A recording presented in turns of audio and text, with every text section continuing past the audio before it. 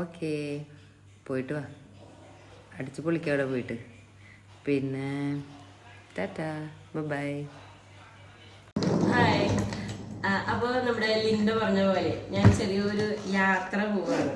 എന്നുവെച്ചാൽ ചെറുതാണോ എന്ന് ചോദിച്ചാൽ ചെറുതല്ല, എന്ന് വെച്ചാൽ വലുതാണോ എന്ന് ചോദിച്ചാൽ വലുതുമല്ല. എൻ്റെ ഒരു 30 കൊല്ലത്തെ ഒരു ആഗ്രഹം ഉണ്ടായിരുന്നു, എനിക്കൊന്ന് ഫ്ലൈറ്റിൽ കയറണം എന്നുള്ളത്. അപ്പോൾ ദൈവം സഹായിച്ച് ഇപ്രാവശ്യം എനിക്ക് ഫ്ലൈറ്റിൽ കയറാൻ ഒരു ചാൻസ് കിട്ടിയിട്ടുണ്ട്.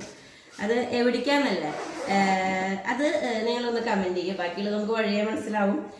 പിന്നെ ഞാൻ ഇതിന് വേണ്ടിയിട്ട് ഞാൻ എടുത്തിട്ടുള്ള കുറച്ച് ഡ്രസ്സുകൾ നിങ്ങൾക്ക് കാണിച്ചു തരാം.